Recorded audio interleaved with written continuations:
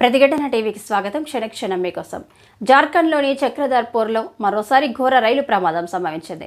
ఇక్కడ హౌరా నుండి ముంబైకి వెళ్తున్న 12810 హౌరా సిఎస్ఎంటి మెయిల్ ఎక్స్ప్రెస్ రైలు పట్టాలు తప్పింది. 2 రోజుల క్రితం ఇక్కడ గూడ్స్ రైలు పట్టాలు తప్పింది. దీని వ్యాగన్లు ట్రాక్పై ఉండడమే ప్రమాదానికి కారణమని చెబుతున్నారు.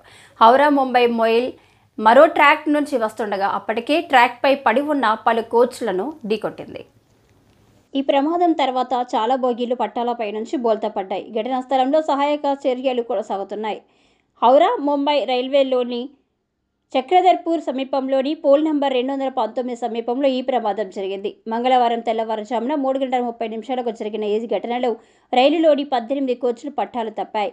ఇక్కడ అప్పటికే పడి ఉన్న బోగీలను గూడ్స్ రైలు ఢీకొనడంతో ఈ ప్రమాదం జరిగినట్లు తెలుస్తుంది. ఈ ప్రమాదంలో 60 మంది ప్రయాణికులు గాయపడగా ఒక ప్రయాణికుడు మరణించినట్లు సమాచారం.